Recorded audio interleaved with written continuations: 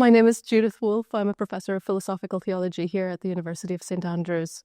The St. Andrews Encyclopedia of Theology is a free-to-access online encyclopedia that represents the major world religions to provide a reliable, always free-to-access resource for anybody, students, academics, people in other university disciplines, and particularly people who work in the field, who live in those religions, or to have questions about them, to give them a reliable platform to which to go. The St. Andrews Encyclopedia of Theology is a very exciting project that we've been running here over the last few years to build something that can stand as an encyclopedia of theology for the entire Christian world for the 21st century. There are many print encyclopedias of theology that have in a way defined the field of theology for the last 200 years or so. But print encyclopedias are now hard to produce, they're hard to access, and they're expensive. And the world of theology has expanded so much beyond those institutions that were able to afford and to house such encyclopedias that really it became clear that what we need is something much more widely accessible and much more easily updated because so much work is being done.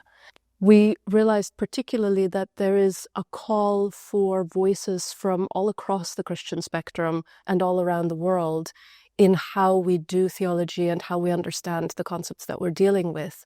But it's often hard to reach the people who live on the other side of the world.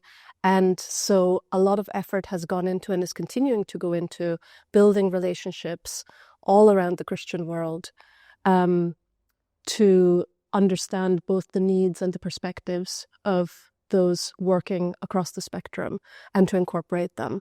And that's much easier to do in an online format. The Christian section of the encyclopedia is an attempt to map the entirety of our understanding and vision of Christian theology in all its aspects, both doctrinal and practical, and its relation to other fields. One of the big advantages is that unlike print encyclopedias, online encyclopedias can grow and morph. What we can do is create a dynamic map of different concepts, sometimes very new ones, sometimes old ones, that relate to each other in so many different ways. And by connecting them through hyperlinks, through subject clusters, we can discover new connections between different areas of theology that might not be apparent if we didn't have this tool to do it with. We hope that what we'll be able to offer is a resource both for students and academics and priests, pastors, people in ministry, lay people all around the world, particularly in areas where resources are scarce, where they can find stable, easy and reliable access to good, solid information. When you search for a theological topic online, usually what comes up first is whatever voice shouts loudest, and very often those are not the most reliable voices. And so having a gold standard resource that people from all around the world can access, that they can work with in building syllabuses, in building curricula, or simply in being reassured about reliable information is what we're hoping to offer. We don't want to offer a partisan view of a particular topic. We want to inform people about the whole landscape of it.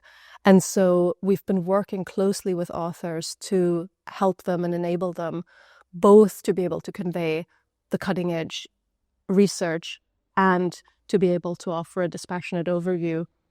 And that's a challenge. That's a very fun challenge, actually. We're enjoying it. It should present something of what theology is right now and the people who are making up theology right now. But it should not just be that. I think the Stanford Encyclopedia of Philosophy has done an immense amount for philosophy in other fields because all of us from other fields know where to go. It makes philosophy feel much more accessible than it previously was. I think nowadays the university is so fragmented into different specialisms that there are very few subjects remaining that have a view to the whole. University, of course, means one cosmos, the whole.